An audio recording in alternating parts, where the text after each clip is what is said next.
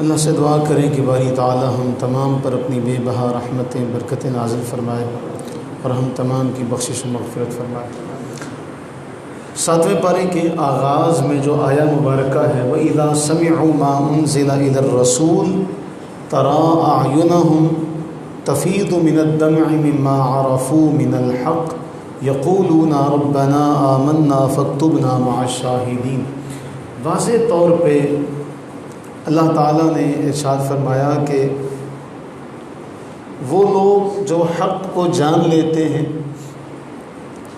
جب وہ قرآن کریم کو سنتے ہیں تو چونکہ وہ حق کو پہچانتے ہیں، حق کو جانتے ہیں، انہیں کچھ نہ کچھ معرفت نصیب ہوتی ہے، تو جب وہ قرآن سنتے ہیں تو ان کی آنکھوں سے آنسو جاری ہو جاتا ہے۔ وَإِذَا سَمِعُوا، جب ان کی سماعتوں کی ٹکراتا ہے سماعتوں سے، جب وہ سنتے ہیں ما انزل الی الرسول، جو رسول کی طرف نازل کیا گیا، اے مخاطب تو دیکھے گا کہ ان کی آنکھوں سے آنسو جاری ہو جاتے ہیں، ان کی آنکھوں سے آنسو جاری ہو جاتے ہیں۔ دعا کریں کہ اللہ تعالی ہمیں قرآن کی وہ سمجھ عطا فرمائے، وہ سمجھ عطا فرمائے کہ ہم قرآن زبان سے پڑھیں اور ہمارا دل اس کی معرفت میں ڈوبا ہوا، ہم زبان سے الفاظ پڑھ رہے ہوں اور ہمارا دل ایک ایک لفظ کے معنی اور مفاہیم سے آگاہ ہو رہا ہو۔ کبھی یہ آپ کا تھوڑا سا ذوق اللہ تعالیٰ اس میں اضافہ فرمائے تو یہ جو آیات کی تقسیم ہے، یہ جو قرات کی ترتیب ہے، اس میں بھی آپ کو انتہا کا مزہ آئے کہ کس طرح موضوع کے اعتبار سے اللہ تعالیٰ نے آیات بینات کو نازل کیا۔ میں نے آپ سے ایک بار پہلے بھی ذکر کیا ہے، جو اپنا مشاہدہ ہے وہ دوبارہ ذکر کر دیتا ہوں۔ جو مسجد حرام اور مسجد نبوی شریفہ، ان دونوں کے اندر جو قرات کا اصول ہے، مسجد نبوی شریفہ میں امام اکثر وہ آیات کی تلاوت کرتے ہیں جن میں رسول اللہ علیہ السلام کی تعریف و توصیف کا تذکرہ ہوتا ہے، اور مسجد حرام میں زیادہ تر وہ آیات پڑھی جاتی ہیں کہ جن میں اللہ تعالیٰ کی عظمت کا، اس کی جلالت کا تذکرہ ہو یا قوموں کا عذاب کا ذکر ہے۔ باقی یہ تقسیم اگر سمجھ میں آ جائے تو پھر کیا ہی بات ہے۔ تو آغاز میں یہ بات بھی بیان ہوئی، اور اس کے بعد پھر اسی 7ویں پارے کے آغاز ہی میں قسم کے حوالے سے فرمایا گیا۔ ہم قسمیں کھا لیتے ہیں تو اللہ کی قسم اٹھانا، اللہ کی قسم اٹھانا، یہ دراصل چونکہ اللہ کی عظمت کا اقرار ہوتا، اللہ کی عظمت کا اعتراف ہوتا ہے، اس لیے مسلمانوں کو یہ چاہیے کہ جب وہ اللہ کے نام کی قسم اٹھائیں تو اسے پورا کریں، اور اگر ایسا نہیں ہے تو بسا اوقات ایسا بھی ہوا، دیکھیں ہمارا دین کس قدر وسیع اور اس میں فراخی پائی جاتی ہے، وسعت پائی جاتی ہے، کہ اگر آپ نے قسم اٹھا لی اور آپ نے دیکھا کہ میری قسم کا غیر، میری قسم کا جو مخالف ہے وہ زیادہ بہتر ہے، تو قسم وہاں توڑ دی جائے، قسم کا کفارہ دے دیا جائے اور بہتر کام کو کیا جائے۔ کتنا حسین اسلام کا پیغام ہے۔ آپ نے ایک کام کے نہ کرنے کی قسم اٹھا لی، آپ نے دیکھا کہ جو میرا قسم کا مخالف کام ہے وہ بہتر ہے، تو آپ کو شریعت مطہرہ نے اجازت دی، لیکن چونکہ عظمت اللہ تعالیٰ کی ذات کی برتری، جب آپ نے قسم اٹھائی تو ظاہر سی بات ہے آپ نے قسم اٹھائی اللہ کے نام کی، اس کی عزت و عظمت کو بلند کیا۔ اب چونکہ آپ نے اس قسم کو توڑا ہے، یا ویسے آپ کسی قسم کو توڑ دیتے ہیں، تو قسم کا کفارہ یہاں پر ذکر ہوا 7ویں پارے میں۔ کیا کفارہ ذکر ہوا؟ پہلے تو کہا کہ تمہاری لغو قسموں پر اللہ تمہارا مواخذہ نہیں فرمائے گا۔ قسم کی 3 قسمیں، میں ان کی طرف اب نہیں جاؤں گا، ایک یمین لغو ہے، ایک یمین غموس ہے، ایک یمین منعقدہ ہے، یعنی آپ ایک کام کے کرنے کی قسم کا، ایک تو وہ جملہ جو ہمارے قسم سے یار میں نے نہیں کہا، یہ کوئی معنی نہیں رکھتا۔ جب آپ کہہ دیتے ہیں اللہ کی قسم تو پھر اس کا پورا کرنا ضروری ہے، اس کو اگر توڑ دیتا ہے کوئی تو فرمایا فکفارتہ اطعام 10 مساکین، کفارہ کیا ہے؟ 10 مساکین کو کھانا کھلانا، من اوسط ما تطعمون، درمیانے درجے کا جو تم عام گھروں میں کھاتے ہو، تکلف والا نہیں، اور او کسوتہم، یا انہیں کپڑے پہنانا، او تحریر رقبہ، یا ایک غلام کا آزاد کرنا، فمن لم یجد فصیام، اگر تم ایسا نہ پاؤ تو روزے رکھو 3 ایام، 3 ایام 3 دنوں کے، 3 ایام 3 دن کے، ذالک کفارۃ ایمانکم اذا حلفتم، یہ تمہاری قسموں کا کفارہ ہے جب تم انہیں اٹھا لو۔ پھر اس کے بعد فرمایا واحفظوا ایمانکم، اپنی قسموں کی حفاظت کیا کرو، اپنی قسموں کی کیا کیا کرو؟ حفاظت کیا کرو۔ اس کے بعد اخلاقی پاکیزگی، جو ہم نے دوسرے بارے میں بھی پڑھی، سورہ مائدہ میں بھی پڑھی، کہ ہمیں جو شراب ہے، جوا ہے، اور قسمت کا حال بتانے والے جو تیر ہیں، اس زمانے میں تیر ان پہ حال لکھا ہوتا تھا، تیر نکالتے، جو تیر کے اوپر لکھا ہوا ہوتا اس کے مطابق وہ کام کر لیتے، یا اس طرح کرتے کہ ترکش سے تیر نکالتے اور اوپر کی طرف پھینکتے، اگر وہ دائیں چلا جاتا تو دائیں کی طرف سفر کرتے، آگے چلا جاتا تو بھی سفر کرتے، اگر وہ پیچھے چلا جاتا پھر وہ سفر سے باز آ جاتے۔ تو یہ ساری باتیں اللہ تعالیٰ نے فرمایا یہ شیطانی اعمال ہیں۔ یہ کیا ہیں؟ شیطانی اعمال ہیں۔ دیکھیے ہمیں واضح طور پہ بتا دیا کہ قسمت کا حال معلوم کرنا وہ مالک کا کام ہے، اس نے آپ کے حصے میں کیا لکھا ہے کیا نہیں لکھا۔ ہم ادھر ادھر چلے جاتے ہیں، اب تو خیر سے یہ ناپید ہو چکے ہیں، اللہ تعالیٰ انہیں ناپید ہی رکھے، ورنہ ہر اسٹاپ پر بیٹھے نظر آیا کرتے تھے، وہ قسمت کا حال معلوم کریں۔ شہر جاتے ہوئے کتنوں کی زیارت ہوا کرتی تھی، اب تو خیر سے ہمارے یہاں ایک رہ گیا اسٹاپ پر جاتے ہوئے، کبھی آپ کا گزر ہو تو صبح کے وقت دیکھا کیجئے، وہ بیچارے کام پر جانے والے جو ہیں وہ بابے کے پاس بیٹھے ہوتے ہیں۔ تو ویسے آپ بیٹھیں، آپ اس کی مدد کرنا چاہتے ہیں، کسی کی مدد کریں، لیکن جو بیچارہ خود مانگنے بیٹھا ہو وہ آپ کی قسمت کا حال کیا بتائے گا۔ تو قرآن اخلاقی پاکیزگی کے جس معیار پر ایمان والے کو کھڑا کر رہا ہے نا، وہ بہت اعلیٰ ہے، کہ قرآن یہ بھی نہیں چاہتا کہ آپ ان چیزوں کے قریب بھی جائیں، آپ ان چیزوں کے قریب بھی جائیں۔ دیکھیں ہمارے اگر کسی نے پتھر پہننا، بنیادی ایک بات، بڑی آپ کو روایات سننے کو ملیں گی، جی فلاں پتھر پہن لو، فلاں پتھر پہن لو، فلاں پتھر پہن لو۔ اب جو کمزور عقیدے کے لوگ ہیں ان سے جب آپ ملیں گے وہ کہیں گے جی میں نے جب سے یہ پتھر پہنا ہے تب سے میرا کام ٹھیک ہو گیا، تب سے میرے معاملات ٹھیک ہو گئے، تب سے میرا کاروبار ٹھیک ہو گیا۔ اب اس نے کاروبار کے ٹھیک ہونے کی نسبت کس طرف کی؟ یہی تو اہم بات ہے کہ اس نے اس سب کی نسبت کس طرف کر دی؟ پتھر کی طرف کر دی کہ جی جب سے یہ پتھر پہنا، میں نے عقیق پہنا، میں نے یمنی پہنا، میں نے فلاں پہنا، میں نے فلاں پہنا۔ اب جی کسی کے رشتے نہیں آ رہے، وہ کہتا جی فلاں پتھر پہن لو جی رشتہ ہو جائے گا۔ اب وہ کہے گا جی یہ پتھر پہنا، بابے نے بتایا تھا یہ پتھر پہن لو تو رشتہ ہو جائے گا۔ اس حوالے سے سب سے بڑی بات یہ تو پتھر پتہ نہیں ہیں بھی کہ نہیں، چلیں مان لیا ہیں تو دنیا کے پتھر، کہاں کے؟ دنیا کے ہیں۔ اب ایک عجیب سی بات ہے جی میں فلاں دربار سے لے کے آیا، فلاں دربار سے لے کے آیا۔ بھئی جو چیز حرام ہے، مرد کے لیے پیتل حرام ہے، مرد کے لیے تانبا ناجائز ہے، سونا ناجائز ہے، اب وہ چھلے اور وہ کڑے حرامگی ہوتی ہے۔ ہمارے نوجوان طبقہ جو ہے وہ فیشن کے لیے بھی یہ پہنے ہوئے ہے، اور وہ عام طور پہ کسی کے ہاتھ میں چھلا، وہ جی یہ فلاں دربار سے آیا، فلاں دربار سے آیا۔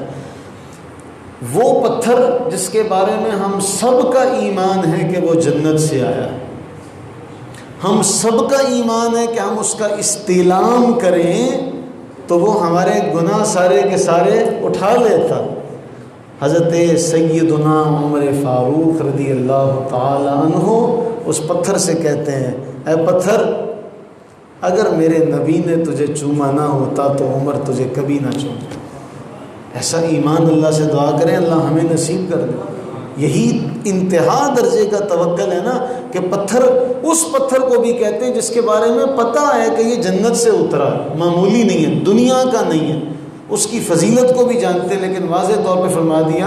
اب اگر حضرت عمر فاروق رضی اللہ تعالیٰ عنہ اس بات کو سن لیتے، کسی کی اس بات کو سن لیتے کہ ان کے دور خلافت میں کوئی یہ کہتا کہ امیر المومنین میں نے یہ پتھر پہنا تو میرا کاروبار چمک گیا، تو اس کو حضرت عمر فاروق رضی اللہ تعالیٰ عنہ چھوڑ دیتے۔ تو وہ یہی بات سمجھ لیں، اسی بات کو سمجھے، اللہ سے دعا کریں کہ اللہ ہمیں ان چیزوں سے بچا کے رکھے۔ سورہ مائدہ میں زیادہ تر احکام جو ہیں وہ حلال و حرام کے، شکار کے حوالے سے حرام ہیں احکام اس میں بیان کیے گئے، مشرکین کے کچھ جرائم کا بھی اس میں بیان ہے۔ ایک بات اس حوالے سے بہت اہم ہے، سورہ مائدہ کے اندر فرمایا جب انہیں کہا جاتا ہے کہ آؤ اللہ کی طرف آؤ، اس کے رسول کی طرف آؤ، جب انہیں اللہ اور اس کے رسول کے احکامات کی طرف بلایا جاتا ہے تو یہ کہتے ہیں حسبنا ما وجدنا علیہ آباءنا، ہم تو وہی گمراہی کا کام کریں گے جو ہمارے باپ دادا کرتے آئے۔ ہاں یہ ضرور ہے، آپ یہ ذہن نشین کر لیں، اگر تو آپ صحیح راستے پر ہیں، یہ ضروری نہیں کہ ماں باپ کا ہر راستہ برا ہے، معاذ اللہ ثم معاذ اللہ، آپ اس سے یہ اندازہ نہ لگائیے گا یا یہ بات ذہن میں نہ بٹھائیے گا کہ ماں باپ کا ہر کام شریعت نے یہاں بیان کر دیا۔ یہ ان لوگوں سے کہا جا رہا ہے جو اللہ اور اس کے رسول کے راستے پر نہیں ہیں۔ کیا کہا جاتا ہے؟ اللہ اور اس کے رسول کی طرف آؤ۔ تو جو اللہ اور اس کے رسول کی طرف ہو پہلے سے اور ماں باپ کے راستے پر ہے اور اللہ اور اس کے رسول کے راستے پر ہے، تو اسے تو آپ یہ نہیں کہہ سکتے نا، یہ اسے کہا جائے گا جو اپنی رسم و رواج کو سینے سے لگائے بیٹھا ہو، اور جب آپ اس کے سامنے قرآن و حدیث بیان کریں تو وہ کہے کہ یار یہ ٹھیک ہے لیکن میں اپنے پیو دادے کے راستے پر ہوں، میں اس کو چھوڑ نہیں سکتا۔ تو یہی جملہ ہے جو کفار کہا کرتے تھے کہ جی ہم تو وہی کام کریں گے جو ہمارے باپ دادا نے کیا۔ پھر سورہ انعام کے اندر اللہ تعالیٰ کی تعریف جو ابتدائیہ ہے نا، وہ بڑا کمال کا ہے۔ اللہ کے نبی علیہ السلام اللہ سے عرض کیا کرتے تھے، یا اللہ جیسی تعریف تو نے خود اپنی کی ہے نا، ایسی کوئی تیری تعریف نہیں کر سکتا۔ جیسی تو نے خود اپنی تعریف کی، ایسی کوئی تیری تعریف۔ پھر 7ویں پارے میں سورہ انعام کے اندر ایک بہت اہم معاملہ ابتدا میں، کفار مکہ یہ کہنے لگے کہ جی ہمیں کیا پتہ آپ اللہ کے رسول ہیں، آپ تو ہم جیسے ہیں، کھاتے پیتے ہیں، بازاروں میں چلتے پھرتے ہیں، ہمارے پاس کوئی فرشتہ آئے۔ وَقَالُوا لَوْلَا أُنزِلَ عَلَيْهِ مَلَكٌ، ہم پر کوئی فرشتہ نازل ہو۔ قرآن فرما رہا ہے کہ اگر ان پہ فرشتہ اترے تو یہ تو فرشتے کو ان آنکھوں سے دیکھ نہیں سکتے، یہ تو فرشتے کو ان آنکھوں سے دیکھ نہیں سکتے، تو ظاہر سی بات ہے ہمیں فرشتہ بھی جب اس کو یہ دیکھ نہیں سکتے، فرشتہ بھی ہم انسانی صورت میں بھیجیں گے نا، کیونکہ یہ اس کو دیکھنے کی ہمت نہیں رکھتے، تاب نہیں رکھتے۔ بھائی وہ نوری، یہ خاکی، ان کے اندر یہ کمال آ ہی نہیں سکتا کہ یہ اس فرشتے کو دیکھ لیں جو نور سے بنا ہوا ہے۔ ان کا پھر یہی اعتراض رہتا، پھر یہ بھی انسان ہے۔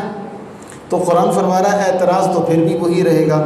پھر سورہ انعام میں اللہ تعالیٰ نے ایک بڑی اہم اور ہمارے لیے امید افزا فرمایا، اللہ نے اپنے اوپر لازم کر لیا ہے، کتب علی نفسہ الرحمہ، کتب علی نفسہ الرحمہ، اللہ نے اپنے اوپر لکھ لیا ہے کہ وہ رحمت ہی کرے گا، وہ رحم ہی کرے گا، وہ کرم ہی کرے گا۔ اس نے اپنے اوپر یہ بات لازم کر لی، اس نے اپنے اوپر یہ بات لازم کر لی کہ بس جو مرضی ہو جائے میں نے رحم ہی کرنا ہے۔ کتنا کریم ہمارا پروردگار ہے، اور ہم اپنے اس کریم پروردگار سے دور بھاگیں تو پھر ہمیں سوچنا چاہیے۔ قرآن اسی لیے فرما رہا ہے کہ یا ایھا الانسان ما غرک بربک الکریم۔ پھر اسی 7ویں پارے میں ابراہیم علیہ السلام کا بیان بھی ہے کہ جب آپ نے مختلف پیرایوں میں سوال کیا، وہ پیرائے کیا تھے، وہ مثالیں کیا تھیں؟ فلما جن علیہ اللیل، جب رات ہوئی تو ستارے کو دیکھا، تو ستارے کو دیکھ کر کہا. اچھا بعض نے اس کی تشریح کی ہے کہ یہ حمزہ استفہامیہ، لیکن میں اس کو مفہوم کے طور پہ عرض کر رہا ہوں. ابراہیم علیہ الصلوۃ والتسلیم ستارے کو دیکھا تو کہا یہ میرا رب ہے. لوگ بڑے خوش ہو گئے کہ چلو کچھ نہ کچھ تو مانا نا ہماری بات کو. تو جب سورج ڈوب گیا، وہ ستارہ ڈوب گیا، تو ابراہیم علیہ الصلوۃ والتسلیم فرمانے لگے لا احب الآفلین، میں ڈوبنے والوں سے پیار.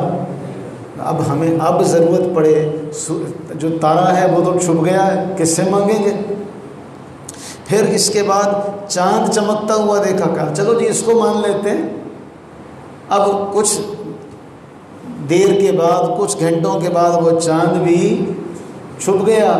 کہنے لگے بتاؤ اب یہ کہاں گیا، میں اس سے محبت نہیں کرتا. اب دن چڑھا تو فلما رأى الشمس بازغة قال هذا ربي هذا اکبر. سورج دیکھا تو کہنے لگا یہ بڑا ہے، یہ میرا رب ہے. اب فلما افل، جب وہ بھی ڈوب گیا، تو کہنے لگا یا قوم انی بریء مما تشرکون، میں ان سب چیزوں سے بیزار ہوں جن کو تم اللہ کا شریک بنائے بیٹھے ہو. حضرت سیدنا اکرمہ رضی اللہ تعالیٰ عنہ، ان کے قبول اسلام کا سبب یہی بنا تھا کہ جب دیکھا کہ سارے لوگ مسلمان ہو چکے، اب میں کہاں جاؤں، تو بھاگ کر کشتی میں سوار ہو گئے کہ میں دور کہیں چلا جاؤں. اب کشتی میں سوار ہوئے تو کرنی اللہ کی ایسے ہوئی کہ طوفان آ گیا. اب طوفان آیا تو یہ بتوں کو پکارنے لگے، تو کشتی والے کہتے ہیں اکرمہ یہاں اللہ سنتا ہے. مانتے وہ بھی تھے. اچھا آج آپ ہندوؤں سے بات کریں تو ہندو بھی کہتے ہیں کہ جی ہم اللہ کا انکار تو نہیں کرتے، ہم تو کہتے ہیں اللہ کے یہ نائب ہیں بنائے ہوئے. یہی بات وہ لوگ بھی کہا کرتے تھے، جبکہ قرآن بیان کرتا ہے لا شریک اللہ، اس کا کوئی شریک نہیں. کہا دو بھی ہوتے تو زمین میں فساد نہ برپا ہو جاتا. تم دیکھتے نہیں ہو کہ ساری چیزیں ایک ہی ڈگر پر چلے آ رہی ہیں، چلتے چلے جا رہی ہیں، ان میں کوئی تبدیلی نہیں آئی. جب سے آپ نے آنکھ کھولی ہے سورج اسی طرح چڑھ رہا ہے، اسی طرح طلوع ہوتا ہے، اسی طرح غروب ہوتا ہے، چاند اسی طرح بڑھتا گھٹتا ہے، ستارے اسی طرح نظر آتے ہیں چھپتے ہیں، کوئی تبدیلی نہیں آئی نظام دنیا میں. تو اس کا چلانے والا پھر ایک ہی ہے. اس نظام کو دیکھتے ہوئے اندازہ لگاؤ. تو وہ پھر اکرمہ رضی اللہ تعالیٰ عنہ کہنے لگے، جب اللہ نے کسی کو ہدایت دینی، بہانہ بنانا ہو، کہا پھر جو یہاں سنتا ہے خشکی میں بھی وہی سنے گا. جو یہاں سمندر میں سن رہا ہے خشکی میں بھی پھر اسی سے مانگنا چاہیے نا. جو یہاں کام آ رہا ہے پھر وہاں بھی وہی کام آئے گا.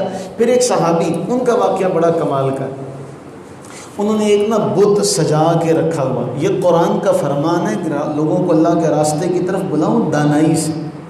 آپ کسی کو زور زبردستی سے نہیں بلا سکتے. تو اب وہ اپنے بت کو سجا سنوار کے رکھتے. تو بھتیجوں کو پتہ چلا تو بھتیجے نے کیا کیا، مل کے رسی اس کے گلے میں ڈالی، پاؤں میں باندھی اور رسی کے ساتھ ڈالتے کھینچتے اس کو لے جا کے روڑی پر پھینک دیا. اب روڑی پر پھینکا تو صبح چچا جب اٹھتے ہیں تو کہتے ہیں میرے بھتیجے میرا خدا دیکھا ہے کہاں چلا گیا. کہے ہمیں کیا پتا. اب وہ اپنے اس بت کو ڈھونڈتے دیکھا تو وہ روڑی کے ڈھیر پہ پڑا ہوا ہے. وہ کس نے تیرے ساتھ یہ سلوک کیا، کس نے تیرے ساتھ یہ معاملہ کیا، اس کو لایا دھو کے صاف وغیرہ کر کے پھر اس کو رکھ دیا. دوسرے دن بھتیجوں نے پھر اس کے رسی ڈالی، پھر جا کے کچرے کے ڈھیر پہ پھینکا. اب چچا پھر اٹھتے ہیں، پھر تلاش کرتے ہیں. پھر اگلے دن اس کے کاندھے پر اس کو ہتھیار لے کے رہتے ہیں. اب کوئی تیرے پاس آئے نا تو اس کو قتل کر دینا، مجھے بھی پتہ چلے کون تیرے ساتھ یہ سلوک کرتا. اپنے اپنے وہم کی، اپنی اپنی عقیدت کی بات ہوتی ہے نا. تو اب وہ بت نے بلا کیا کرنا تھا، بھتیجوں نے پکڑا، تیسرے دن بھی وہاں ڈال کے آ گئے. اب کہنے لگے تو اپنی حفاظت نہیں کر سکتا، تو میرا کیا سنوارے گا. کچھ باتیں ایسی ہوتی ہیں. تو یہاں اللہ تعالیٰ نے 7ویں پارے میں ابراہیم علیہ السلام کی حکمت کو بیان کیا کہ دیکھو پہلے کہا چلو ستارے کو مان لیتے ہیں، ستارہ ڈوب گیا، کہنے لگے بتاؤ رب بھی کبھی چھپتا ہے. پھر کہا چلو چاند کو مان لیتے ہیں، وہ چاند بھی جب چھپ گیا کہا چلو سورج کو مان لیں. جب سورج بھی چلا گیا تو کہا بتاؤ یہ سب چیزیں تو کبھی ہیں کبھی نہیں ہیں. بندے کو مانگنا ہو رب سے تو وہ رب کے آنے کا انتظار کرے کہ رب جی آئیں گے تو پھر وہ مانگے گا۔